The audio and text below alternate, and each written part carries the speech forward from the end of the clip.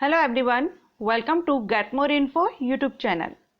आज हम बात करेंगे अभी एसओसी की तरफ से stenographer grade C and grade D के लिए नोटिफिकेशन रिलीज कर दिया गया है। 12th पास कैंडिडेट के लिए ये वैकेंसी है एंड इसमें आपका जो सिलेक्शन प्रोसीजर रहता है उसमें आपका कंप्यूटर बेस्ड एग्जामिनेशन होता है जो कि एमसीक्यूज टाइप्स रहते हैं। ठीक है, अभी हम SSC stenographer grade C and D के लिए एग्जाम पैटर्न एंड सिलेबस जानेंगे वीडियो में।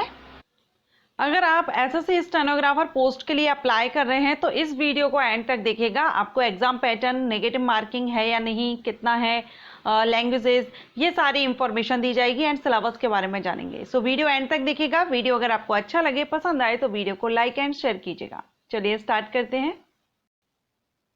तो यहाँ पर हम स्टेनोग्राफर पोस्ट के लिए स्कीम ऑफ एग्जामिनेशन देखेंगे। कंप्यूटर बेस्ड एग्जामिनेशन आपका होता है एंड इसमें आपके 3 पार्ट रहेंगे, पार्ट 1, पार्ट 2, पार्ट 3। इसमें आपका पार्ट 1 जो रहेगा जनरल इंटेलिजेंस एंड रीजनिंग का रहेगा, जिसमें 50 क्वेश्चन 50 मार्क्स के रहेंगे। इसके बाद आएगा आपका जनरल अवेयरनेस में 50 क्वेश्चन 50 मार्क्स के रहेंगे एंड थर्ड पार्ट आपका रहेगा इंग्लिश लैंग्वेज एंड कंप्रीहेंशन, जिसमें 100 क्वेश्चन 100 मार्क्स के रहेंगे। सबसे ज़्यादा क्वेश्चन आपके इंग्लिश लैंग्वेज एंड कंप्रीहेंशन से आएंगे, सो आपको इसकी तैयारी बहुत ही अच्छे से करनी होगी। बाकी 2 पार्ट है उनसे 50-50 है, लेकिन इसमें सीधा उनका डबल है। इस तरह से टोटल 200 क्वेश्चन 200 मार्क्स के रहेंगे एंड 2 आवर्स की टाइमिंग इसमें आपको दी जाएगी। Question paper will be of objective type, multiple choice only. MCQs types question रहेंगे। एमसीक्यूज टाइप्स मींस होता है आपको एक क्वेश्चन दिया जाएगा जिसके आपको 4 ऑप्शन दिए जाएंगे, 4 या 5, जिसमें से जो सही होता है वो आपको टिक करना होता है। ओके, इसको कहते हैं ऑब्जेक्टिव टाइप या एमसीक्यूज टाइप्स क्वेश्चन। एंड इतना जरूर आप इसमें याद रखिएगा, इसमें नेगेटिव मार्किंग भी रहेगी। जो ये एग्जामिनेशन है इसमें आपका मार्क माइनस किए जाएंगे अगर आप रॉन्ग आंसर देते हैं।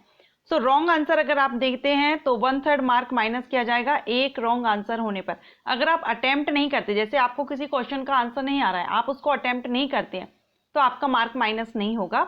लेकिन अगर आपने उसको ट्राई किया, आपने कोई भी जो भी आपको सही लगा आपने लगाया, लेकिन वो गलत हो गया अगर, तो वहां पर आपका मार्क माइनस किया जाएगा, 1/3 मार्क माइनस कर लिया जाएगा। अब हम यहाँ पर इसका सिलेबस देखेंगे।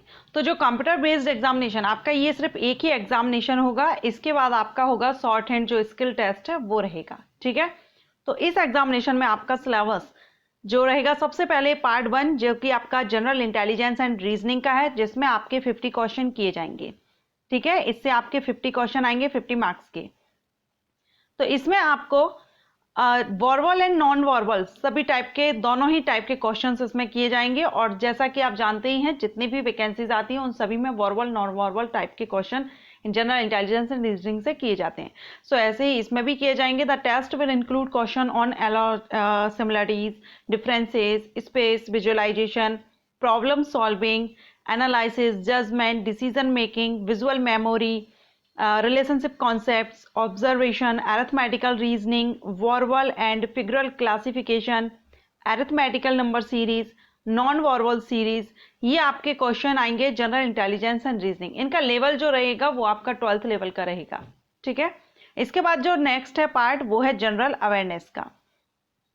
जनरल अवेयरनेस में आपके क्वेश्चन, क्योंकि ये आपकी एक टेस्ट होता है जो कि एबिलिटी चेक की जाती है कैंडिडेट की, कि वो कितना अवेयर आप कितने हैं, आपके जो आसपास एनवायरनमेंट है, आपके आसपास का जो है, उससे आप कितने अवेयर हैं, कितनी नॉलेज आपको है, आप कितनी जानकारी रखते हैं। इस तरह से आपका ये जनरल अवेयरनेस का टॉपिक रहता है। इसमें भी अगर हम देखें तो आपको स्पोर्ट्स से रिलेटेड क्वेश्चन किए जाएंगे, हिस्ट्री, इंडियन हिस्ट्री से, Indian culture, geography, economic science, general policy including Indian constitution से क्वेश्चन जरूर इसमें आएंगे। इंडियन कॉन्स्टिट्यूशन से रिलेटेड मैंने वीडियो अपलोड किया है, इसी चैनल पर अपलोड है, अगर आप देखना चाहें तो देख सकते हैं। वैसे मैंने इस चैनल पर भी जीके के वीडियोस अपलोड किए हुए हैं, topic wise GK videos upload किए हैं, उनको आप विजिट कर लीजिएगा। ओके, ये आपका रहेगा। इसके बाद यहाँ पर है इंग्लिश लैंग्वेज एंड कंप्रीहेंशन। तो इसमें आपका इंग्लिश लैंग्वेज का टेस्ट होता है कि आपको कितनी रीड राइट ये आपको अच्छे से आता है इंग्लिश लैंग्वेज या नहीं, लिखना पढ़ना। ठीक है, तो इसमें आपके vocabulary, grammar, sentence structure, synonyms, antonyms and it's correct uses, जो ग्रामर है इसी से आपके क्वेश्चन आएंगे। एंड ये आपका ये जो इंग्लिश का टेस्ट है आपका, ये writing ability would also be tested, so लिखने का भी आपका इसमें टेस्ट किया जाता है। ओके, सो ये आपका इंग्लिश कंप्रेंशन का रहेगा, इंग्लिश लैंग्वेज एंड कंप्रेंशन। इसके बाद होगा आपका स्किल टेस्ट।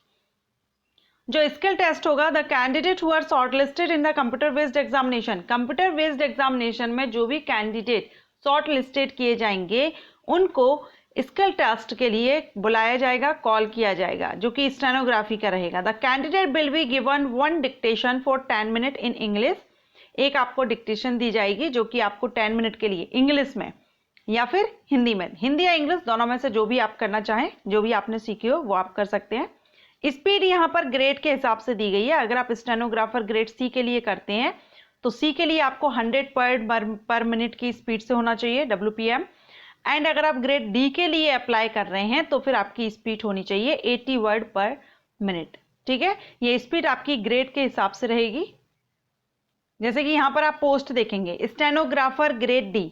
अब ये स्टेनोग्राफर ग्रेड डी है, और अगर आप लैंग्वेज सेलेक्ट करते हैं स्किल टेस्ट के लिए इंग्लिश, तो इसमें आपको 50 मिनट का टाइम ड्यूरेशन है यहाँ पर 50 minute, and time duration in minutes for the candidate eligible scribe as per जो PWD कैंडिडेट है उनके लिए यहाँ पर दिया गया है।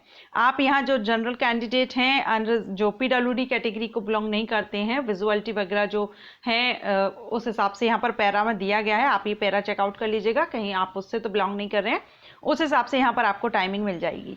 अदरवाइज हम यहाँ देखें तो अगर आप स्टेनोग्राफर ग्रेड डी के लिए इंग्लिश से करते हैं तो 50 मिनट का टाइम दिया जाएगा, और स्टेनोग्राफर ग्रेड डी को ही हिंदी लैंग्वेज से अगर आप स्किल टेस्ट दे रहे हैं तो आपको 65 मिनट का टाइम दिया जाएगा। हिंदी में आपको थोड़ा ज़्यादा मिलेगा।